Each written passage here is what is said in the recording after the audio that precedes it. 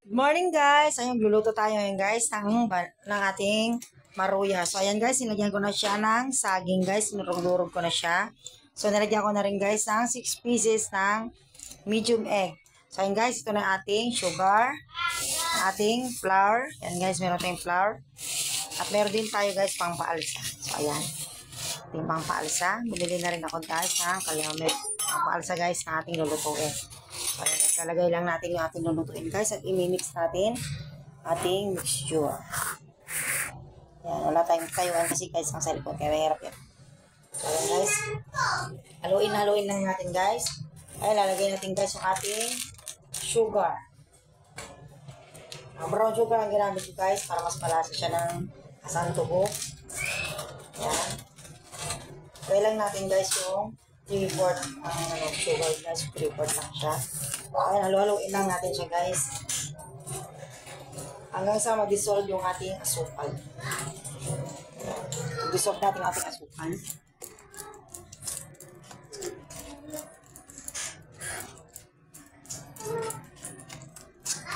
Ayan. Ayan siya guys. Ano na siya? Ayan, na-dissolve natin yung asukal guys sa ating mixing bowl or mixing pan. So, isusunod naman natin guys yung ating harina. Bubuksan natin. Ayan, bubuksan natin yung powder guys na pampalsa. Ano na rin, balatan na rin natin. Para sabay sila guys paglagay. So, ayan. Bubuhos natin yung ating harina guys. And for the flour guys sa ating mixing bowl. Ayan. Pakita na yung mga saging guys. Pinurog ko siya. Kailangan guys yung malapit ng ma-overripe ang ilagay yung saging na hinog guys. Para mas madali siyang madurog. Ayan. Bali ano lang to guys, 6 na harina lang to. Kung sa pinibili sa tindahan guys. Ayan, sairin natin. So, ayan, sasabay na rin natin guys yung ating baking powder. Ayan, lagyan natin guys siya. Kalahati lang guys ang ilagay ko. So ayan, i-mix natin ulit ang ating harina sa ating mixing bowl. Pero kawali lang yung ginamit ko guys. Pinaghaluan natin. Mimix natin siya guys sa ating saging guys na hinog. Tapos bago natin siya prituin guys. Ayan, guys. Hanggang sa lumapot siya guys. Tapos magmimix tayo ng konting tubig guys pag hindi siya. Maganda yung mixture niya guys pag medyo malapot. Ayan guys. Siguro guys, kailangan natin ng sandok. Taktak lang natin guys kasi sayang naman yung nakakapit sa ating wire wish. Ayan guys.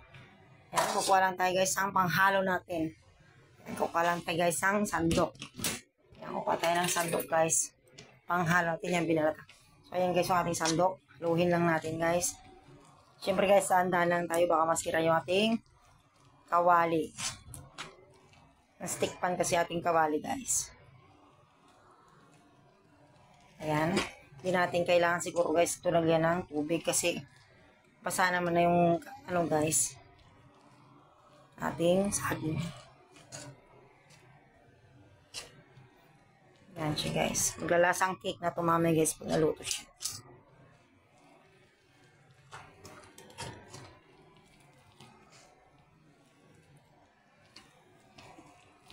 So, mix lang natin guys. Halo lang. Hanggang sa magtik yung ano niya guys. Harina niya doon sa ating saging. Ayan. Sumasayaw na rin guys pati ating kawali. Sumasama siya guys sa ating paghalo. Kasi malagkit na siya guys. Malagkit na yung ating saging. Dahil sa harina guys. So, ayan guys. Ano na lang guys kasi may mga buo-buo siya guys. Kailangan natin ipantay guys yung paghalo. Kailangan siya guys. Ganyan na siya. Oh. Ganyan siya lahat. Bago natin siya prituin. So ayan guys. Habang inahalo natin guys is magpre-prepare na tayo guys ngayon ng ating mantika or cooking oil guys. Tatabi natin dito. Alisin natin muna yung nakalagay dito. Ayan, bubuksan natin ang ating kalan guys. Buksan ko muna yung kalan ko. Hindi ko na papakita, guys. Oh. Ay, parang napatay siya, guys.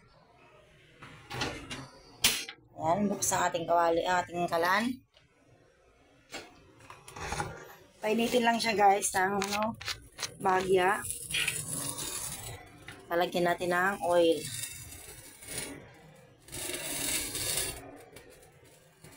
Ayan, guys, get siya ng oil.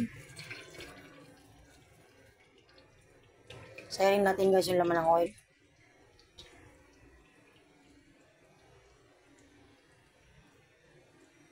Ayan, tapos kung magkumulo na siya, guys, is ilalagay na natin ang ating maruya. Parang kulang yung kanyang mantika, guys. So, papatay ng mantika. Ayan, meron ako dito sa taas.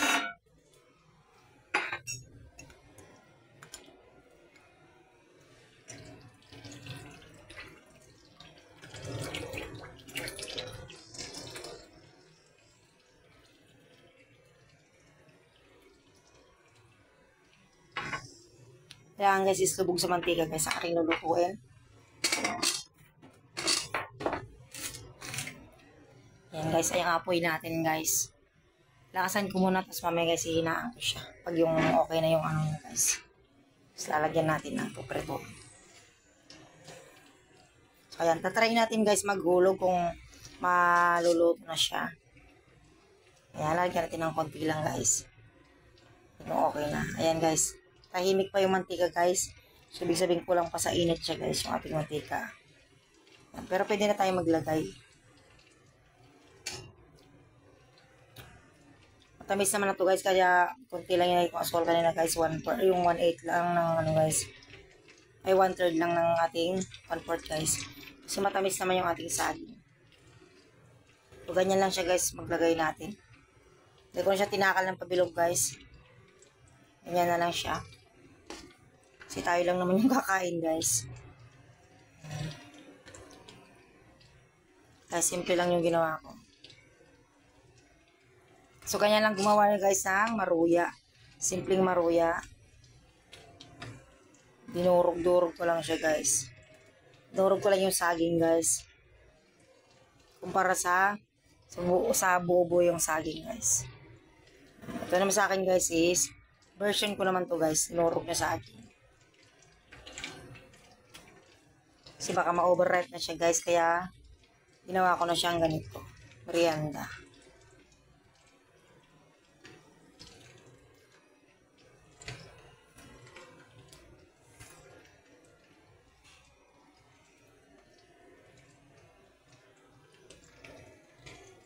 Ayan, guys, kumukulo na siya.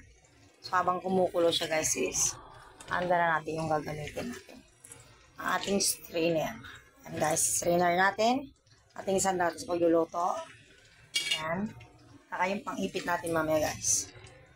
Para hindi siya masunog. Handa natin yung pang-ipit. Ayan, guys, ating pang-ipit. Kumukulo na siya, guys. Ayan, itong ipit tayo. Pangbaliktad natin mamaya, guys. Tingnan natin baka sunog na yung ilalim. So, ayan, guys, medyo brown na siya ng konti. Wow. Ayan, guys, umaalsa na yung kanyang, guys, pampaalsa sa ating harina. Baliktad natin, guys, para hindi siya masunog. Isa pa. Dapat, guys, is magkulay brown siya ng konti. Bago natin siya ahunin. Umulutang na sila, guys.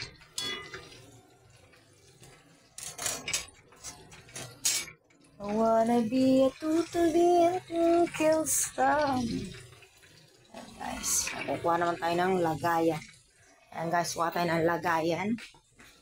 Ang ating lagayan, guys. Sa ilalim pa kasi, guys, ang ating lagayan. So, ayan. Kumuha ko ng ano, guys. Kumuha ko ng lagayan. Paglalagyan natin mamaya, guys, ang ating naluto. Lilinisin lang natin yung mga kalat natin, guys. Habang tayo ay nagluluto ng ating maruya. Para masarap ang ating lulutuin, guys. Ayan. Ayan, nagba-brown-brown na siya guys. Ayan, ang ganda na ng kanyang color. Change color na siya guys. Ayan. Ayan siya guys, tumaba na sila guys. Ayan. Lalaki na sila. Mukha na silang tinapay.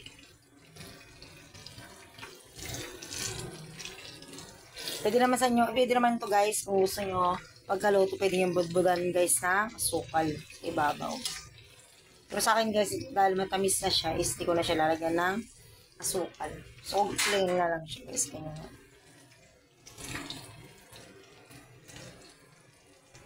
So, ayan guys, maluluto na yung ating maruya. Pinakita ko lang sa inyo guys kung gaano kadaling magluto ng maruya. Yan. In easy way guys. Dudurugin lang yung saging, lalagyan ng itlog. Tapos bago bago yung ating harina at pangpalasa nating asukal. Ganun lang siya kadali guys at pangpalsa. Yun lang kadaling maggawa ng maruya guys sa ating kitchen.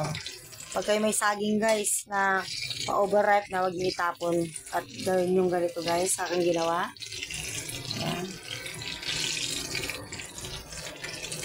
Ayan siya guys, luto na siya.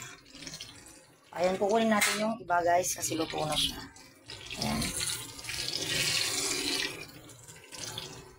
Ayan siya guys, luto na yung ating maruya. Ayan, kumapal na siya guys dahil sa ating pampalsa. Ayan. Ito na yung ating niluto guys. Ayan. Tagalin na natin yung mga lutong-luto na siya guys. Kasi lalagyan natin ulit ng iba. Ayan.